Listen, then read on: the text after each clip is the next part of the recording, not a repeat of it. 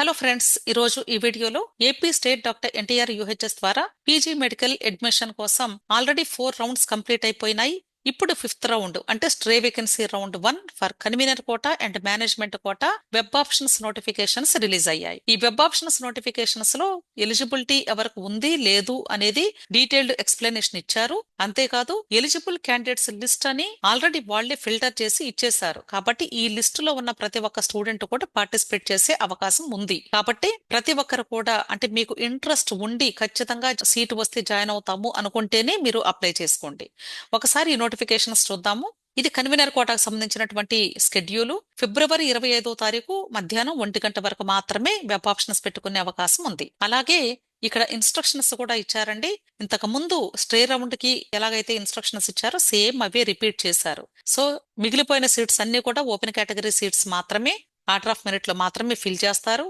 అయితే ఇక్కడ ఈ రౌండ్ లో పార్టిసిపేట్ చేయడానికి ఎవరెవరికి ఎలిజిబిలిటీ లేదు అనేది కండిషన్స్ ఇచ్చారు. అంటే మీరు అంటే ఇవన్నీ చదివితే అర్థమవుతుందండి. ఓవరాల్ గా ఏంటంటే మీకు అర్థం కావాలి అంటే అసలు ఇప్పటి వరకు మీకు ఏ రౌండ్ లోనైనా సరే ఆల్ ఇండియా కోటా అవ్వచ్చు లేదా స్టేట్ కోటా అవ్వచ్చు సీట్ ఎలాట్ అయ్యింది అంటే అంటే వాళ్ళు జాయిన్ అయినా కాకపోయినా అసలు సీట్ ఎలాట్ అయితేనే మీకు ఈ స్ట్రే రౌండ్ లో పార్టిసిపేట్ చేసే అవకాశం లేనట్లు లెక్క. కాబట్టి ఇది గుర్తుంచుకోండి. ప్రతి ఒక్కరు కూడా ఆల్రెడీ జాయిన్ అయి ఉంటే అసలు సమస్య లేదు, ఇంకా మీకు పార్టిసిపేట్ చేసే ఎలిజిబిలిటీనే లేదు. ఒకవేళ మీకు సీట్ ఎలాట్ అయినా కూడా అంటే మాపప్ రౌండ్స్ లో గానీ స్ట్రే రౌండ్స్ లో గానీ వాళ్ళు కూడా ఇప్పుడు పార్టిసిపేట్ చేసే అవకాశమే లేదు. అర్థమైంది కదా. ఆల్రెడీ ఫిల్టర్ చేసి ఇచ్చేసారు నేమ్స్ మెరిట్ లిస్ట్ లో. ఒకసారి చెక్ చేసుకోండి. సీట్ వస్తే ఖచ్చితంగా జాయిన్ అయి తీరాలి ఈ రౌండ్ లో. ఒకవేళ జాయిన్ అవ్వకపోతే 1 ఇయర్ డీ బార్ ఉంది అని చెప్తున్నారు. ఓకే, మిగిలిన డీటెయిల్స్ అన్ని కూడా యాజ్ ఇట్ ఈస్ గా ఉన్నాయండి. ఒకసారి మీరు చూసుకుంటే క్లియర్ గా అర్థమవుతుంది.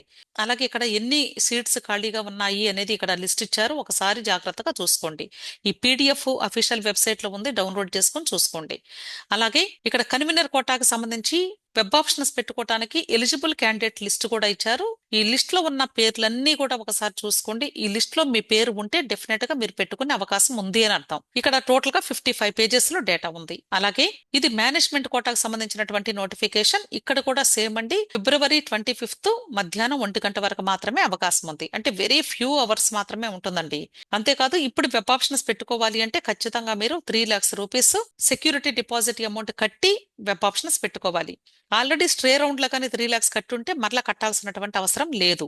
అయితే ఇక్కడ మీరు కట్టేటువంటి సెక్యూరిటీ డిపాజిట్ అమౌంట్ మీకు సీట్ వచ్చి జాయిన్ అయినా రీఫండ్ అవుతుంది, లేదా అసలు సీట్ రాకపోయినా రీఫండ్ అవుతుంది. కానీ సీట్ వచ్చి జాయిన్ అవ్వకపోతే మాత్రం ఆ అమౌంట్ మొత్తం కూడా వాళ్ళు ఫోర్ఫీట్ చేస్తారు, అంటే తిరిగి రీఫండ్ చేయరు అని అర్థం. అలాగే ఇప్పుడు ఈ రౌండ్ లో కూడా ఈ బి కేటగిరీలో ఉన్న సీట్స్ అన్ని కూడా S1 సీట్స్ క్రిందే కన్వర్ట్ అవుతున్నాయి.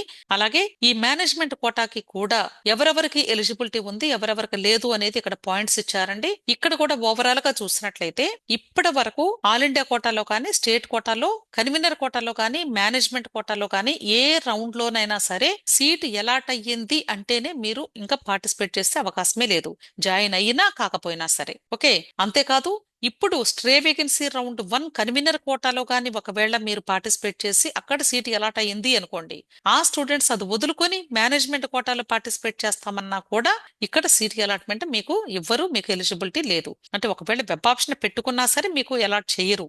అలాగే ముస్లిం మైనారిటీ కాలేజెస్ లో సీట్స్ మిగిలిపోతే నాన్ మైనారిటీ క్యాండిడేట్స్ కూడా ఇచ్చే అవకాశం ఉంది. ఓకే, సేమ్ ఇక్కడ కూడా అండి. ఒకవేళ జాయిన్ అవ్వకపోతే 1 year డీ బార్ ఉంది. ఈ పాయింట్ ఆల్రెడీ ప్రాస్పెక్టస్ లో కూడా చెప్పారు, జాగ్రత్తగా చూసుకోండి. సేమ్ ఫీ స్ట్రక్చర్ మాత్రమే ఇచ్చారు, ఎటువంటి చేంజెస్ కూడా లేవు. అలాగే ఎన్ని సీట్స్ ఇక్కడ బీ క్యాట్ లో అలాగే ఎన్ఆర్ఐ కేటగిరీకి ఇన్స్టిట్యూషనల్ కోటాకి సీట్స్ ఉన్నాయి అనేది ఇచ్చారు. మీరు సబ్జెక్ట్ వైజ్ గా కాలేజ్ వైజ్ గా ఎన్ని ఉన్నాయి అనేది కూడా ఒకసారి చూసుకోండి. ఇక్కడ టోటల్ కౌంట్ ఇచ్చారు, కానీ ఇక్కడ క్లినికల్ నాన్ క్లినికల్ రెండు ఉంటాయి. కాబట్టి జాగ్రత్తగా ఈ పీడిఎఫ్స్ ని డౌన్లోడ్ చేసి చూసుకుంటేనే మీకు క్లియర్ గా అర్థమైంది. అలాగే మేనేజ్మెంట్ కోటాకి కూడా ఎలిజిబుల్ క్యాండిడేట్ లిస్ట్ ఇచ్చారు. కాబట్టి ఈ లిస్ట్ లో మీ పేరు ఉంటే మీరు వెబ్ ఆప్షన్స్ పెట్టుకునే అవకాశం ఉంది. టోటల్ 59 పేజెస్ లో డేటా అవైలబుల్ గా ఉంది. ఓకే, అంతేకాదు ఇంకొక ఇంపార్టెంట్ విషయం చెప్పాలి అనుకుంటున్నాను. చాలా మంది తెలంగాణ స్టేట్ మేనేజ్మెంట్ కోటాలో కూడా మీరు వెబ్ ఆప్షన్స్ పెట్టుకుని ఉన్నారు స్ట్రే రౌండ్ కి. అయితే అక్కడ స్ట్రే రౌండ్ రిజల్ట్ ఇంకా అనౌన్స్ చేయలేదు. ఒకవేళ స్ట్రే రౌండ్ రిజల్ట్ కానీ రేపు అంటే ఫిబ్రవరి 25వ తారీఖు కానీ వాళ్ళు రిలీజ్ చేస్తే అక్కడ కానీ సీటు వచ్చింది అనుకోండి మీకు, ఖచ్చితంగా మీరు తెలంగాణ స్టేట్ లో మాత్రమే జాయిన్ అవ్వాల్సి ఉంటుంది. ఎందుకంటే తెలంగాణ స్టేట్ లో ఒకవేళ జాయిన్ అవ్వకపోతే 50 lakhs రూపీస్ మీకు పెనాల్టీ ఉంది. అంటే మీకు డౌట్ రావచ్చు, మేము అసలు ఆ స్టేట్ లో అంటే వచ్చినా జాయిన్ అవ్వము, సర్టిఫికెట్లు మా దగ్గర ఉన్నాయి కదా, మేము ఏపీలో వస్తే ఏపీలో జాయిన్ అవుతాం ఇప్పుడు పెట్టుకొని అని మీరు అనుకుంటే, ఇక్కడ జాయిన్ అయిన తర్వాత అయినా సరే మీకు లీగల్ నోటీసెస్ వాళ్ళు పంపిస్తున్నారు. కాబట్టి మీరు తెలంగాణ స్టేట్ లో వెబ్ ఆప్షన్స్ పెట్టుకుని పార్టిసిపేట్ చేసిన వాళ్ళు ఒకవేళ అక్కడ సీటు వస్తే దానికే ప్రిఫరెన్స్ ఇచ్చి ఖచ్చితంగా 100% అక్కడే జాయిన్ అవ్వండి. ఎందుకంటే వాళ్ళు తప్పనిసరిగా 50 lakhs కోసం మాత్రం పెనాల్టీ కట్టమని వాళ్ళు నోటీసెస్ పంపిస్తారు. ఖచ్చితంగా కట్టి తీరాల్సిందే, లేదంటే కోర్టుకి పిలుస్తారు వాళ్ళు. ఆల్రెడీ తెలంగాణలో పెట్టుకున్నటువంటి స్టూడెంట్స్ ఒకవేళ తెలంగాణలో వస్తుందో లేదో అన్న డౌట్ గాని ఉంటే మీకు రేపు 1 గంట వరకు ఇక్కడ వెబ్ ఆప్షన్స్ పెట్టుకునే టైం ఉంది కాబట్టి అట్లీస్ట్ 12 గంటల వరకు వెయిట్ చేయండి. తెలంగాణ స్టేట్ వాళ్ళు రిజల్ట్ అనౌన్స్ చేసే అవకాశం ఉంది. ఆ రిజల్ట్ చూసుకొని సీట్ రాకపోతే అప్పుడు ఆ లాస్ట్ 1 hour లో ఏపీ స్టేట్ లో వెబ్ ఆప్షన్స్ పెట్టుకోండి.